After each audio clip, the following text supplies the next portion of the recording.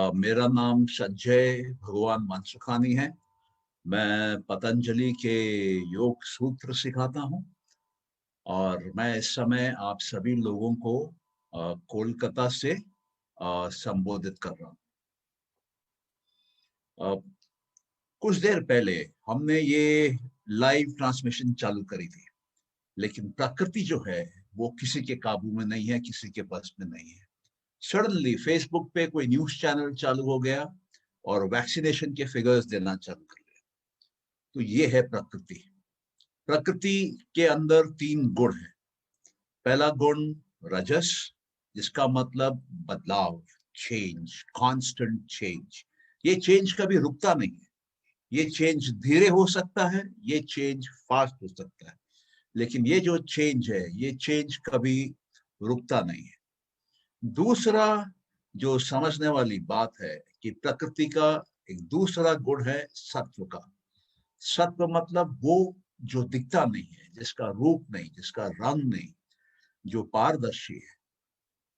और तीसरा प्रकृति का जो रूप है, प्रकृति का जो गुण है, वो है रूप का, फॉर्म का, शेप का, कलर का, साइज का, रंग का। इसको तमस कहते हैं। तो ये प्रकृति जो है, अगर आप इस समय भारत में शाम हो चुकी है, लेकिन अगर आपके वहां पर रोशनी है तो आप घर के बाहर झांक के देखिए। आप देखेंगे हवा जो है वो आपको दिखती नहीं, आकाश भी आपको दिखता नहीं है। तो ये क्या है? इसका कोई रूप नहीं, रंग नहीं, ये पारदर्शी है, इसको सत्व बोलते हैं। और जो दिखता है आपको, आपको बिल्डिंगें दिख रही हैं, गाड़ियां दिख रही हैं, सड़क दिख रहे हैं, लोग दिख रहे हैं, इन सबको रूप है। इन सब का एक शेप है, एक साइज है, एक रंग है, एक वेट है, एक वजन है। तो इसको हम तमस कहते हैं। सत्व और तमस ऑपोजिट्स हैं। सत्व जो है वो अच्छा है और तमस जो है उसमें अच्छाई नहीं है, वो बुरा है। इन दोनों के बीच में कांस्टेंट बदलाव होता रहता है। आप देखेंगे कि जहां पर कुछ नहीं है वहां पे सडनली कुछ आ जाता है, और जहां पे कुछ है वहां पे कभी कभी कुछ नहीं आ जाता है। ये जो फर्क है कुछ से कुछ नहीं का और कुछ नहीं से कुछ का, ये हो सकता है कि क्षण भर में हो, ये हो सकता है कि 100 साल में हो, ये हो सकता है कि हजारों सालों के बाद। लेकिन प्रकृति में बदलाव है। प्रकृति समय के अनुसार बदलती रहती है, चेंज होती रहती है, और प्रकृति कभी भी समान नहीं रहती है। आप धरती को देख लीजिए। आप धरती पे हैं, आपको ऐसा लगता है कि धरती खड़ी है। हाँ, धरती खड़ी है, लेकिन अगर अंतरिक्ष जाके देखेंगे तो धरती गोल घूमती हुई दिखेगी। और दूर जाएंगे सूरज के पास तो धरती सूरज का चक्कर काटते हुए दिखेगी। तो मेरे प्यारे भाइयों बहनों दोस्तों, सवाल ये उठता है कि प्रकृति के जो ये गुण है 3 जो हमने देखे, एक रजस, जिसका मतलब है कॉन्स्टेंटली बदलाव होते रहना, चेंज होते रहना, रुकना नहीं, कांस्टेंट चेंज। कृष्ण बोले गीता में, change is the only constant. ये कभी ठहरती नहीं है बदलाव। तो ये प्रकृति है। प्रकृति में बदलाव हमेशा होता रहता है। प्रकृति रूप लेती है, प्रकृति रूप छोड़ती है। आज जहां पर सूरज इस समय शाम को है, 1 घंटे बाद नहीं होगा। आज धरती जहां पर है, 2 मिनट बाद नहीं होगी। आज चांद जहां पे आपको और मेरे को दिखाई दे रहा है, अगर दिखाई दे रहा है, तो 2 मिनट बाद चांद वहां नहीं होगा। चांद वहां से खिसकेगा, चांद वहां से आगे बढ़ेगा। चांद एक जगह खड़ा नहीं हो सकता। इस पूरे की पूरी प्रकृति में, पूरे के पूरे ब्रह्मांड में कोई भी चीज एक जगह खड़ी नहीं हो सकती। कहते हैं कि जो ध्रुव तारा है, जो पोल स्टार है, वो एक जगह खड़ा रहता है। क्या वाकई में खड़ा रहता है, या औरों के मुकाबले खड़ा रहता है? सब उसके इर्द गिर्द घूमते हैं इसलिए हमको लगता है कि खड़ा है। तो प्रकृति जो है उसमें कांस्टेंट बदलाव है। क्या ये जो ध्रुव तारा है, ये जो पोल स्टार है, क्या उसके अंदर चेंज नहीं है? उसके अंदर भी चेंज है। वो कभी हो सकता है बिल्कुल नहीं था यहाँ पर सृष्टि में, और ये हो सकता है कि कुछ समय के बाद, कुछ सालों के बाद, कुछ हजारों सालों के बाद, मिलियंस ऑफ ईयर्स के बाद ध्रुव तारा बना, उस जगह पर ध्रुव तारा आया। वापस आज से 1 बिलियन साल बाद क्या वहां पे ध्रुव तारा रहेगा? शायद नहीं रहेगा। आज से 1 बिलियन साल बाद क्या वह ध्रुव तारा रहेगा? शायद नहीं रहेगा। आज से ट्रिलियन सालों बाद क्या ये प्रकृति, ये सृष्टि, ये ब्रह्मांड हमारी रहेगी? शायद नहीं रहेगी। तो क्यों नहीं रहेगी? क्योंकि इसमें एक कांस्टेंट बदलाव होता है, एक कांस्टेंट चेंज होता है। और क्या चीज में चेंज नहीं होता है? ऐसी कौन सी चीज है जिसमें बदलाव ही नहीं होता है, जो हमेशा के लिए समान है, परमानेंट है, इनफाइनाइट है, चेंजलेस है, जिसमें किसी भी प्रकार का कोई भी बदलाव नहीं है? न आज से हजारों साल पहले था, लाखों साल पहले था, करोड़ों साल पहले था, न आज से हजारों साल, लाखों साल, करोड़ों साल बाद होगा। जहां से ये सृष्टि चालू हुई वहां पर भी उसमें बदलाव नहीं था। जहां तक ये सृष्टि जाएगी वहां भी उसमें बदलाव नहीं होगा। सृष्टि बनने के पहले भी उसमें कोई बदलाव नहीं आया। सृष्टि का अंत होने के बाद भी अगर प्रलय आ जाए, महाप्रलय आ जाए, प्रलय का प्रलय आ जाए, तो भी वो उसमें बदलाव नहीं होगा। क्या आप लोग बता सकते हैं मेरे प्यारे भाइयों बहनों, वो क्या चीज है जिसमें कभी बदलाव नहीं आता, जो सदा के लिए है, जो अनंत काल से है, जो सदा के लिए रहता है, कभी जाता नहीं है, कभी डिसअपियर नहीं होता, कभी बदलता नहीं है, चेंजलेस है? हाँ, वो दो चीजें हैं।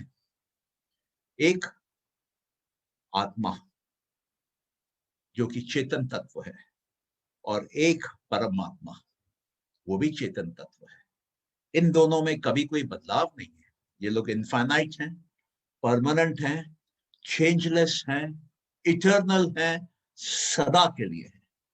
इनके आसपास जो कुछ भी है उसको प्रकृति बोलते हैं, और इनके आसपास जो कुछ भी है वो सदा के लिए बदलता रहता है। उसके बदलाव को कोई रोक नहीं सकता। वो बदलाव उसका नेचर है, वो बदलाव उसका एसेंशियल गुण है। तो ये जो सदा बदलता रहता है उसको हम कहते हैं प्रकृति। प्रकृति के अंदर 3 गुण हैं, सत्व, रजस और तमस। और ये जो प्रकृति के 3 गुण हैं, सत्व, रजस और तमस, ये सदा के लिए रहते हैं, ये परमानेंटली चेंज होते रहते हैं। ये तीनों एक साथ रहते हैं। इनका आपस का रिश्ता कुछ इस समान रहता है, जैसे मान लीजिए कि एक दिया जल रहा हो, तो दिए का जो कॉटन है और उसमें जो घी है, और दिए के टिप पे जहां पे अग्नि जल रही है, ये 3 का रिश्ता कैसा है? ये तीनों रहते हैं तभी अग्नि वहां जल रही है।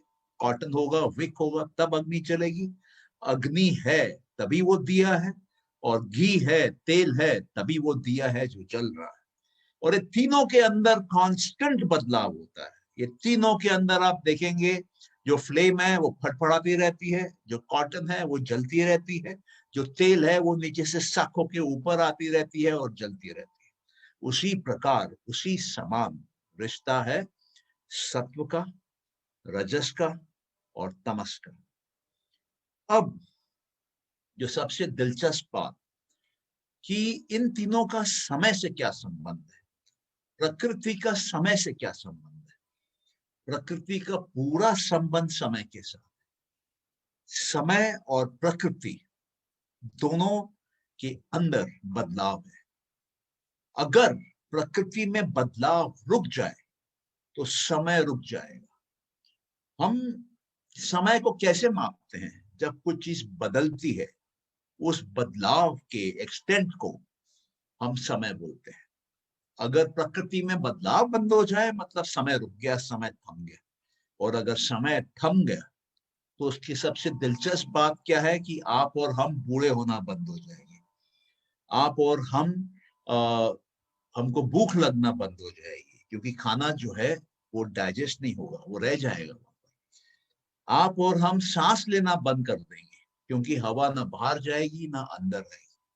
तो सांसें रुक जाएंगी, खून का सर्कुलेशन रुक जाएगा, हमारे पूरे बॉडी के अंदर जितने भी नसों में करंट बह रहा है, जो भी केमिस्ट्री चल रही है, जो भी ऑक्सीजन का फ्लो हो रहा है, सब रुक जाएगा। सारे सेल्स के अंदर जो अग्नि लगी हुई है, जो ऊर्जा पैदा हो रही है, जिस ऊर्जा से शरीर चल रहा है, वो भी रुक जाएगा। क्या हो जाएंगे हम? अमर। हमारी कभी मृत्यु नहीं होगी, क्योंकि हमारे अंदर कभी कोई बदलाव नहीं आएगा। अब सवाल ये उठता है वापस, मेरे प्यारे भाइयों बहनों, कि क्या हम प्रकृति में आज के दिन पास्ट को देख सकते हैं? क्या क्या हम प्रकृति में आज के दिन फ्यूचर को देख सकते हैं क्या? हाँ, हम देख सकते हैं। आप के पास मान लीजिए एक बच्चा है। वो बच्चे को देख के आप एक अंदाजा लगा सकते हैं कि ये बच्चा 2 साल बाद कैसे दिखेगा, 5 साल बाद कैसे दिखेगा। और अगर कोई आर्टिस्ट होगा जो पोर्ट्रेट बनाता हो, पेंटिंग करता हो, तो वो बच्चा 40 साल की उम्र में कैसा दिखेगा, उसका भी वो एक पोर्ट्रेल कर देगा। वो 70 साल की उम्र में कैसा दिखेगा, उसका भी एक पोर्ट्रेल कर देगा। और वो 2 साल पहले कैसे दिख रहा था, उसका भी एक पोर्ट्रेल कर लेगा। इसका मतलब क्या है? इसका बहुत ही सरल मतलब है कि आज जो भी वस्तु को, किसी को भी हम देखते हैं, उससे हम उसके पास्ट में जा सकते हैं, क्योंकि वो वस्तु जो है पास्ट से यहाँ आई है। तो जो पास्ट है वो कारण है, और जो वस्तु आज है वो उसका इफेक्ट है। और ये पूरी सृष्टि कॉज एंड इफेक्ट पे चलती है। कारण, और उस कारण से जो कार्य बनता है उस पे चलती है। तो हम पास्ट से प्रेजेंट तक आ जाते हैं, और उसी प्रकार से हम प्रेजेंट से फ्यूचर तक जा सकते हैं। और अगर हमको फ्यूचर दिख रहा है किसी का, किसी तरह से मान लीजिए हमको फ्यूचर पता चल जाता है किसी चीज का, तो हम ये अनुमान लगा सकते हैं कि आज क्या होगा, और ये चीज आज से 10 साल, 20 साल, 30 साल पहले क्या होगी। तो कारण क्या है इसका? इसका कारण ये है कि जिसको भी हम देख रहे हैं, जिस वस्तु को भी हम देख रहे हैं, उसके अंदर पहले भी 3 गुण थे प्रकृति के, सत्व, रजस, तमस। उसके अंदर आज भी वो 3 गुण है प्रकृति के, सत्व, रजस और तमस। उसके अंदर कल भी वो 3 गुण रहेंगे प्रकृति के, सत्व, रजस और तमस। ये जो उसका पास्ट है, ये 10,000 साल पहले का क्यों नहीं हो। ये जो उसका फ्यूचर है, वो 10,000 साल बाद का क्यों नहीं हो। ये संभव है अनुमान लगाना कि ये 10,000 साल पहले कैसे था और 10,000 साल बाद कैसे था। अब आप सोचिए कि हम इंसान, हमारी पास्ट हिस्ट्री हम कैसे पता लगाते हैं? हम ये देखते हैं कि हमको कुछ मिलता है पास्ट से, जिससे हम अनुमान लगाते हैं कि उस समय क्या था और उसके पहले क्या था। और हमको जो आज दिखता है, उससे हम अनुमान लगाते हैं कि कल क्या होगा, परसों क्या होगा, 10 साल बाद क्या होगा, 200 साल बाद क्या होगा, 300 साल बाद क्या होगा। क्योंकि वो वस्तु, वो प्रकृति की जो वस्तु है, वो जो प्रकृति है, उसके ये 3 गुण, सत्व, रजस, तमस, सदा के लिए है, हमेशा के लिए है। उससे कभी प्रकृति हट नहीं सकती, अलग नहीं हो सकती। और क्योंकि इन 3 गुणों में हमने देखा रजस है, एक सत्व है, एक तमस है। सत्व क्या है? फॉर्मलेस, उसमें कोई बदलाव नहीं है। तमस क्या है? फॉर्म, उसमें भी कोई बदलाव नहीं है। बदलाव किसमें है? तीसरा गुण है रजस, constant change, movement, change, transformation. तो ये मूवमेंट, चेंज, ट्रांसफॉर्मेशन, इसका संबंध किससे है? समय से है। तो समय जो है वो प्रकृति के अंदर इनबिल्ट है, प्रकृति का एक अटूट हिस्सा है, प्रकृति का गुण है समय। अगर आप प्रकृति में से समय को निकाल देते हैं, तो प्रकृति और पुरुष, मतलब आत्मा और प्रकृति में ज्यादा फर्क नहीं रह जाता। क्योंकि जो सत्व है, जिसका कोई रूप नहीं है, जिसका कोई आकार नहीं है, और पुरुष, आत्मा, जिसका कोई रूप नहीं है, जिसका कोई आकार नहीं है, दोनों समान हो जाएंगे। ईश्वर जिसका कोई रूप नहीं है, जिसका कोई आकार नहीं है, वो भी सत्व के समान हो जाए। लेकिन जब सत्व प्रकृति में है तो उसमें एक कांस्टेंट चेंज होता है, और जो निराकार है ईश्वर या आत्मा, उसमें चेंज नहीं होता है। यही फर्क है प्रकृति के सत्व में और ईश्वर और निराकार और आत्मा, ये जो तत्व है इनमें बेसिकली यही फर्क होता है। तो जैसे हमने देखा कि पास्ट, प्रेजेंट और फ्यूचर में वो तीनों गुण हैं, लेकिन क्या है, उसका रंग रूप चेंज हो रहा है, टाइम से कॉन्स्टेंटली चेंज हो रहा है। और ये कॉन्स्टेंटली जो चेंज हो रहा है उससे हम पास्ट, प्रेजेंट, फ्यूचर को जोड़ सकते हैं। पास्ट, प्रेजेंट, फ्यूचर से हम पता लगा सकते हैं। जो आज हमको दिखता है उससे हम आगे जा सकते हैं, जो आज हमको दिखता है उससे हम पीछे जा सकते हैं। ये, इसमें कोई सिद्धि नहीं चाहिए, इसमें एक कॉमन सेंस चाहिए। और आप भी अगर कोशिश करेंगे तो काफी कुछ बोल पाएंगे समय के बारे में और समय के चेंज के बारे में। एक और इम्पॉर्टेंट चीज ये है कि मान लीजिए कि आज के दिन हम किसी वस्तु को देख रहे हैं और उसके अंदर सत्व है 50%, रजस है 40% और तमस है 10%। तो ये तो हमको आज दिख रहा है, सत्व, रजस, तमस।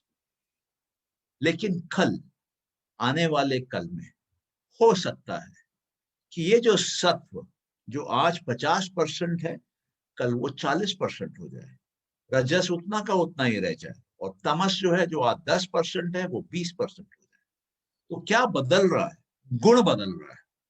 लेकिन क्या वो चीज, वस्तु जो है, वो प्रकृति की जो वस्तु है, उसका एसेंशियल नेचर जो है वो नहीं बदल रहा है। ऐसे नहीं हो रहा है कि तेल जो है वो पानी बन जा रहा है और पानी जो है वो हवा बन जा रही है, नहीं। अगर पहले भी वो तेल था तो आज भी वो तेल है और कल भी वो तेल रहेगा। क्यों? क्योंकि प्रकृति के जो तीन गुण हैं ये एसेंशियली, एसेंस में सेम रहते हैं। लेकिन इसमें समय के साथ साथ धीरे धीरे धीरे बदलाव होता रहता है, चेंज आता रहता है। अभी आप ये देख लीजिए कि एक पत्थर को हम अगर रखते हैं और उसको कुछ सालों के बाद देखते हैं, तो उसको हमने छुआ भी नहीं है, उसको हमने कुछ किया भी नहीं है, फिर भी वो पत्थर में बदलाव आ जाता है। वो पत्थर के जो तीन गुण हैं वो चेंज हो जाते हैं। अगर डे 1 में उसमें सत्व, रजस, तमस के एक परसेंटेज थे, तो 5 साल बाद, 10 साल बाद वो सत्व, रजस, तमस के जो परसेंटेज है वो चेंज हो जाते हैं। ये जो चेंज होता है ये किस पे निर्भर करता है? जो पहले दिन, आज के दिन जो उसमें सत्व है उसके ऊपर आधारित है, जो आज के दिन उसके अंदर तमस है उसके ऊपर आधारित है, जो आज के दिन उसके अंदर रजस है उसके ऊपर आधारित है। क्यों? क्योंकि भविष्य तो आज से बन रहा है, भविष्य अपने आप नहीं बन रहा है, भविष्य आज से बन रहा है। तो जो कल उसके अंदर गुण होंगे सत्व, रजस, तमस के, उसका डायरेक्ट रिलेशन, डायरेक्ट कनेक्शन आज जो उसके अंदर सत्व, रजस, तमस है उससे है। और आज जो उसके अंदर में सत्व, रजस, तमस है, उसका डायरेक्ट कनेक्शन किससे है? उसका डायरेक्ट कनेक्शन इस बात से है कि आज से कुछ साल पहले उसमें सत्व, रजस, तमस कितना था। और ये तीनों गुण रहते हैं हमेशा। ऐसे नहीं होता है कि सत्व रहे, रजस, तमस नहीं रहे, रजस रहे, सत्व, तमस नहीं रहे, तमस रहे, सत्व, रजस नहीं रहे। ये तीनों हमेशा साथ में रहते हैं। इनके परसेंटेजेस चेंज हो सकते हैं। और ये जो सत्व, रजस, तमस है, ये पूरी प्रकृति का सारे समय ये सत्य है। अब एक अवस्था देखते हैं, एक सिचुएशन देखते हैं कि मान लीजिए प्रलय आ गई, पूरी की पूरी प्रकृति, जो पूरी की पूरी वर्ल्ड है, जिसमें पूरा का पूरा ब्रह्मांड खड़ा है, वो जो प्रकृति है वो अपने अंदर धीरे धीरे धीरे धीरे चली जाती है, अपने अंदर समा जाती है, वो एक प्राइमोर्डियल स्टेट में आ जाती है। लेकिन फिर भी जब वो प्रकृति पूरी की पूरी अंदर चली जाती है, अपने अंदर समा जाती है, तब भी उसके अंदर, मेरे प्यारे दोस्तों, मेरे प्यारे भाइयों बहनों, ये तीन जो मैं आपको बता रहा हूं गुण, ये 3 गुण उसके अंदर रहते हैं, रजस, सत्व और तमस। और ये 3 गुण जो हैं बैलेंस हो जाते हैं। मतलब सत्व सत्व बनता रहता है बराबरी में, रजस रजस बनता रहता है बराबरी में, और तमस जो है वो तमस बनता रहता है बराबरी में। तो ओवरऑल कोई चेंज नहीं होता, लेकिन इंटरनली प्रकृति में हमेशा बदलाव होता है। और जब प्रकृति अपने एक प्राइमोर्डियल स्टेट में चली जाती है, पूरा अपने अंदर समा जाती है, तब वो दिखाई नहीं देती है। मूल प्रकृति जो है वो कभी दिखाई नहीं देती है। वो इतनी बारीक है, इतनी सूक्ष्म है कि वो कभी दिखाई नहीं देती है। फिर भी उसके अंदर ये 3 गुण रहते हैं, रजस, सत्व, तमस, और उनमें बदलाव होता रहता है। और जब वो प्रकृति बाहर आती है, इवॉल्व होती है, रूप लेना चालू करती है, तो सबसे पहले उसका बनता है महत। ये जो महत बनता है उसको बोलते हैं ग्रेट प्रिंसिपल, महान तत्व।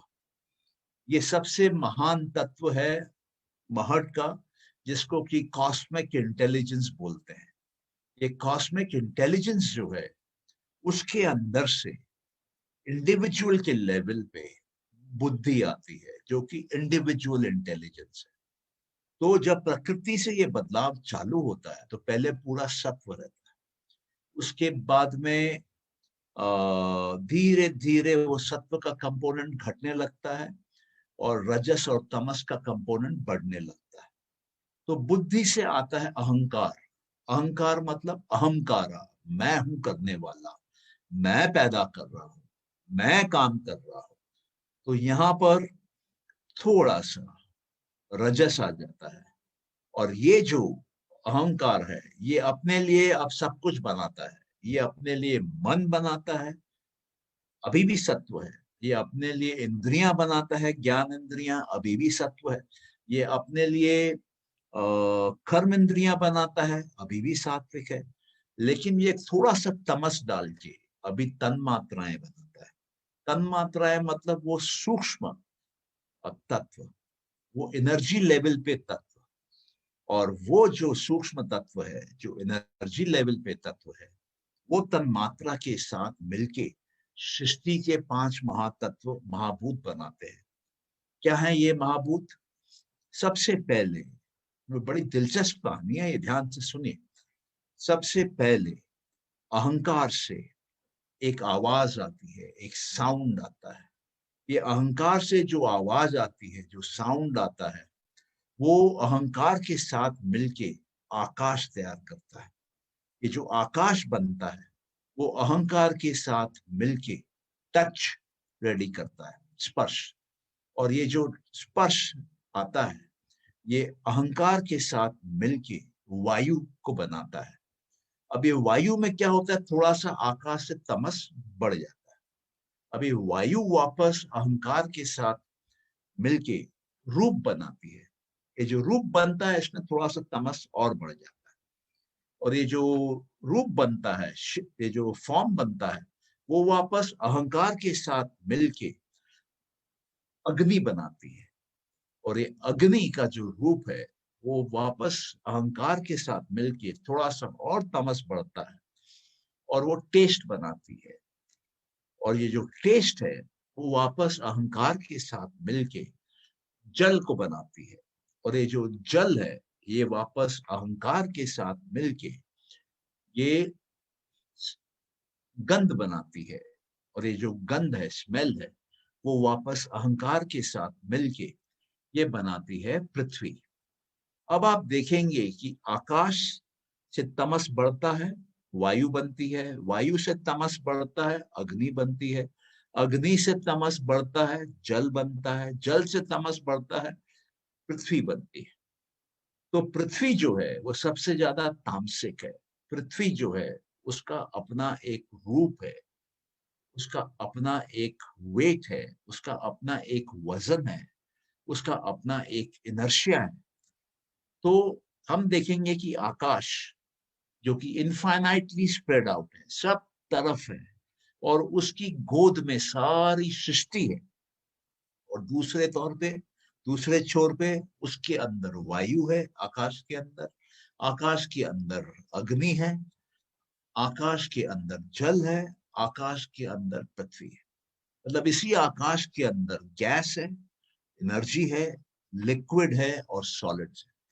तो प्रकृति किसी भी रूप में आप देख लीजिए, इसमें ये तीन गुण जो मैंने आपको बताए, सत्व, रजस और तमस, ये सदा के लिए रहते हैं, परमानेंटली रहते हैं।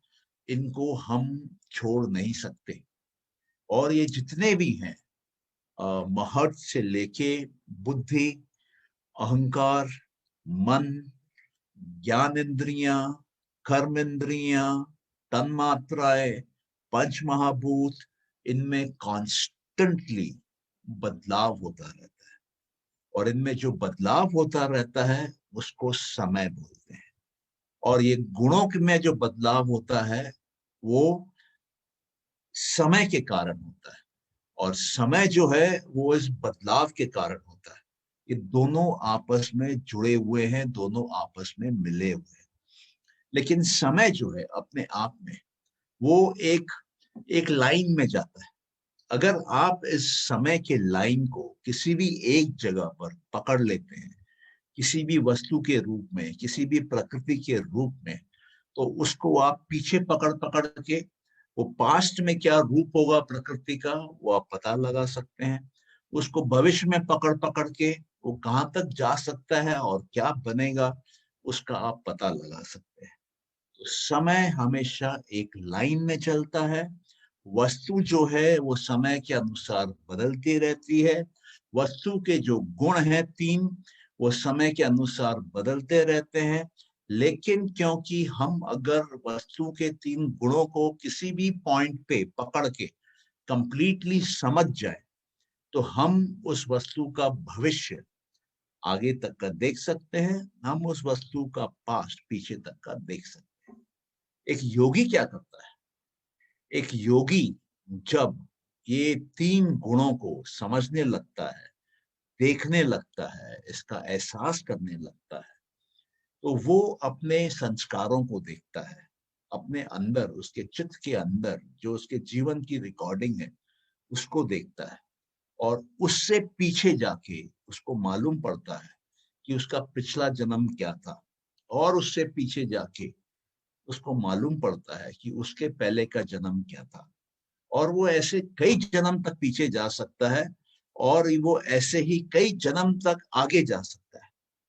तो यही एक इम्पॉर्टेंट बात है कि हम समय में किसी भी एक चीज को पकड़ के, यहाँ पे योगी अपने संस्कारों को पकड़ता है और संस्कारों को ट्रैक करता है आगे और पीछे। कहते हैं कि जब गौतम बुद्ध को एनलाइटनमेंट मिली, जिस दिन उनकी अंतिम रात थी ध्यान करने की, उस रात उन्होंने अपने हजारों जन्म एक साथ देखे, क्षण भर में देखे। वो इतना पीछे चले गए कि हजारों जन्म पीछे तक देख पाए। और ये भी कहते हैं कि जो जैन धर्म के तीर्थंकर होते हैं, उनको जब केवल्य का ज्ञान प्राप्त होता है, केवल्य के बारे में वो जानते हैं, तो उनको अपने पिछले जन्मों का पूरा जानकारी मिलती है कि कौन से जन्म में वो किस शरीर में थे, किस रूप में थे, उन्होंने क्या कर्म किए और उनके जीवन के साथ क्या हुआ। मेरे प्यारे भाइयों बहनों, ये बात बहुत गहरी बात है, समझने वाली बात है कि समय और प्रकृति, इनका आपस में एक संबंध है, एक रिलेशन है। अगर आप समय को ठीक से पकड़े चलते हैं तो आपको प्रकृति के सारे रूप दिखेंगे। अगर आप प्रकृति को किसी एक समय पे पकड़ लेते हैं तो आपको पिछले समय में प्रकृति का क्या रूप था, आने वाले समय में प्रकृति का क्या रूप होगा, ये सब का सब आप बिल्कुल सफाई के साथ, बिल्कुल प्योरिटी के साथ आपको दिखने लगेगा। तो ये एक और बड़ी अद्भुत बात योग में कही जाती है योग में ये कहा जाता है कि जो भी प्रकृति में हमको दिखता है वो रियल है, वो है, वो काल्पनिक नहीं है, वो माया नहीं है, वो हकीकत में है। क्योंकि प्रकृति को हम मानते हैं कि प्रकृति हकीकत में है, प्रकृति एग्जिस्ट करती है। तो आप ये देखेंगे कि योग के दर्शन के हिसाब से जहां पर पुरुष या आत्मा परमानेंट है, इनफाइनाइट है, इटर्नल है, वहां पे प्रकृति भी परमानेंट है, इनफाइनाइट है और इटर्नल है। सिर्फ दोनों में एक एसेंशियल बेसिक फर्क ये है कि जो प्रकृति है वो कॉन्स्टेंटली चेंजिंग है और जो पुरुष है वो कॉन्स्टेंटली चेंजिंग नहीं है, वो फिक्स्ड है। पुरुष सिर्फ देखता है और प्रकृति जो है वो कॉन्स्टेंटली चेंज होती रहती है और अपने अलग अलग रूपों को दिखाती रहती है। प्रकृति अलग अलग रूप क्यों लेती है? क्योंकि प्रकृति के गुण जो हैं समय के अनुसार बदलते हैं। तो ये एक बहुत ही इम्पोर्टेंट चीज है। और आज हम जो भविष्य में घटने वाला है वो भी रियल है, इमेजिनरी इसको नहीं बोल सकते हैं, क्योंकि फ्यूचर में भी उसमें गुण होंगे, फ्यूचर में भी उसमें सत्व रजस तमस का एक आपस का परसेंटेज होगा। पास्ट में भी जो समय बीत गया है वो भी रियल है। उस समय भी प्रकृति के तीनों गुण थे, सत्व रजस तमस। और वो सत्व रजस तमस जो है वो सिर्फ चेंज हो रहे हैं, वो सिर्फ जाग रहे हैं और सो रहे हैं। आज जो हम देख रहे हैं वो जागे हुए रजस सत्व तमस हमको दिख रहे हैं। कल जो है वो जो रजस सत्व तमस है वो सोए हुए हैं। और आने वाले कल के जो सत्व रजस तमस है वो भी सोए हुए हैं, वो भी लेटेंट है, वो भी हिडन है, वो भी शांत है। तो मेरे प्यारे भाइयों बहनों, मेरे प्यारे दोस्तों, आशा करते हैं कि आप लोग बिल्कुल बढ़िया से समझ गए होंगे कि प्रकृति के गुणों में और समय में एक अटूट रिश्ता है। और ये रिश्ते से आप प्रिडिक्ट कर सकते हैं कि प्रकृति की कोई भी चीज अगर आप इसको समझते हैं, ये रिश्ते में आप इसको पकड़ सकते हैं, तो आप फ्यूचर पूरा प्रिडिक्ट कर सकते हैं, आप पास्ट पूरा प्रिडिक्ट कर सकते हैं। इसमें कहीं पर भी कोई भी अड़चन नहीं है, दिक्कत नहीं है। कुछ लोगों को ये काबिलियत होती है जो कि भविष्य में जाते हैं और प्रिडिक्ट करते हैं। कुछ लोगों में ये काबिलियत होती है कि आपका चेहरा देख के वो आपके पास्ट के बारे में बोल देते हैं, तो वो कनेक्ट करते हैं। और कई बार वो इंट्यूशन का प्रयोग करते हैं, अंदर की एक ताकत का प्रयोग करते हैं। सिर्फ इंद्रियों से मिलने वाला ज्ञान का प्रयोग नहीं करते हैं, अंदर के जो ताकत है, अंदर की जो प्रज्ञा है, अंदर का जो इंट्यूशन है, उसका ये लोग प्रयोग करते हैं। और उसके प्रयोग से ये लोग गहराई के साथ समझ पाते हैं कि पिछले समय में क्या हुआ और नए समय में क्या होगा। तो अगर हम रिकैप करें तो ये देखिए कि पंच महाभूत तक जो कुछ भी है वो सत्व रजस तमस का मिलन है। और उसमें प्रकृति के किसी भी चीज में ठहराव नहीं है, सब चीजों में कांस्टेंट बदलाव है, सब समय के अनुसार बदल रहे हैं। समय के अनुसार कौन नहीं बदल रहा है? समय के अनुसार आत्मा और जो परमात्मा है, ईश्वर है, वो नहीं बदल रहा है। तो आत्मा क्या कर रही है? आत्मा शरीर के साथ अलग अलग शरीरों में जा रही है। और वहां पर शरीर क्या है? प्रकृति है। और किसके साथ जाती है शरीर में? वो जाती है चित्त के साथ, वो जाती है मन के साथ, वो जाती है अहंकार के साथ, वो जाती है इंद्रियों के साथ। तो जो सूक्ष्म शरीर है वो सूक्ष्म शरीर आगे जाता है और जो पंच महाभूत है वो वहीं रह जाते हैं। और जो सूक्ष्म शरीर आगे जाता है वो आगे जाके नया शरीर लेता है, नया स्थूल शरीर लेता है। उसके अंदर वो अपने संस्कारों को पूरा करता है और कोशिश करता है कि कम से कम नए संस्कार बनाए।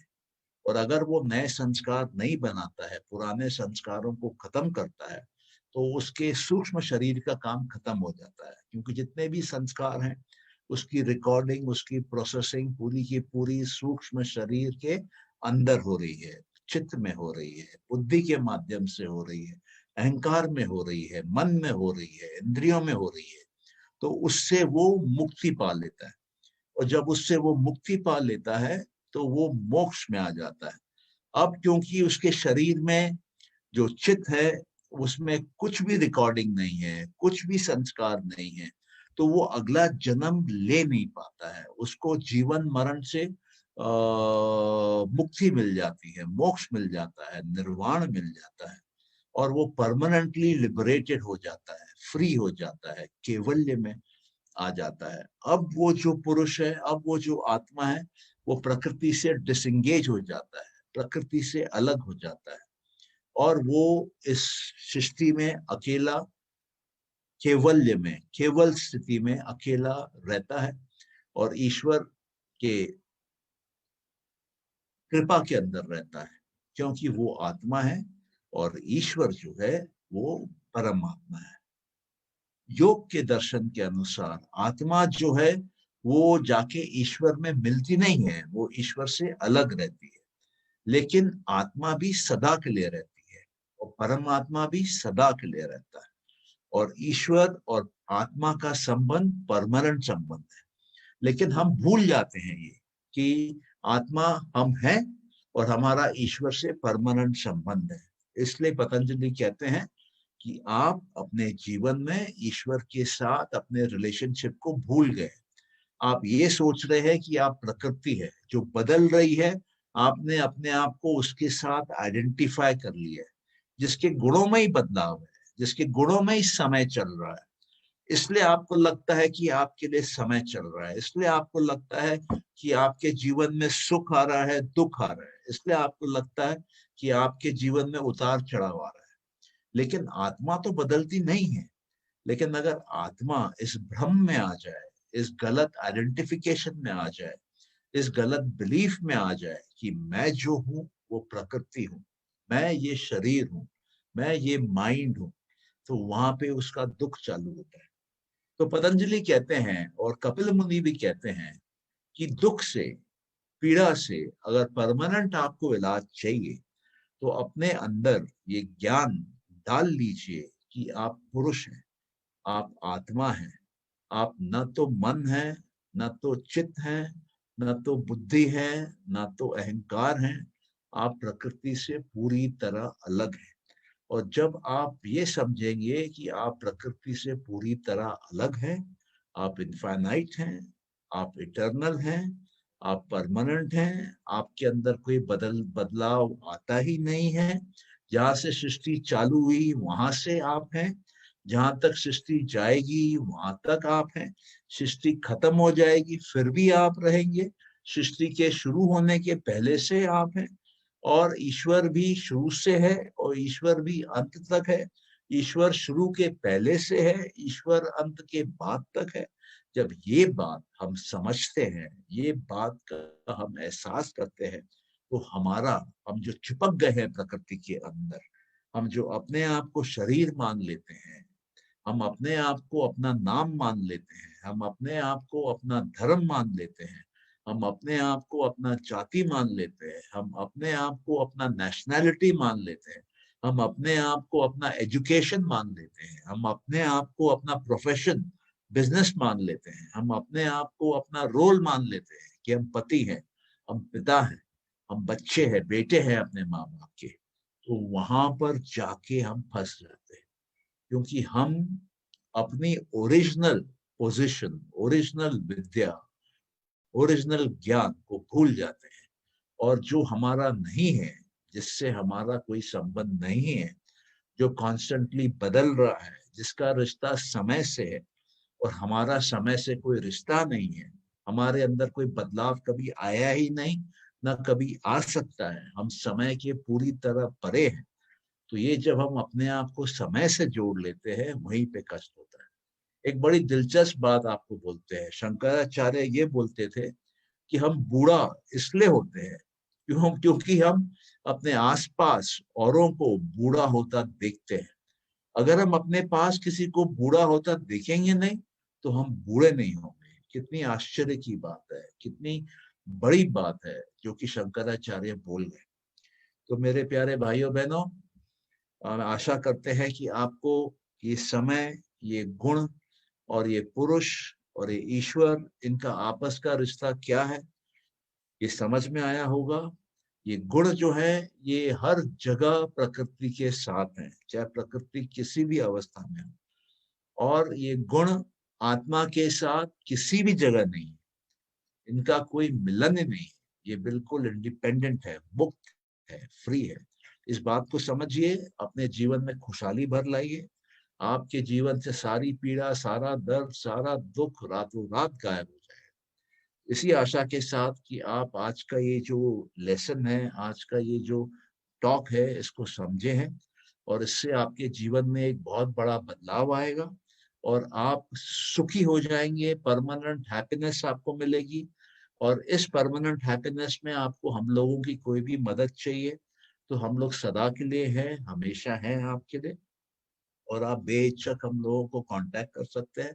हमारी यही आशा है, हमारी यही प्रार्थना है कि आप पतंजलि के योग सूत्रों को, कपिल मुनि के सांख्य को समझ के अपने जीवन में परमानेंट हैप्पीनेस ला सकें।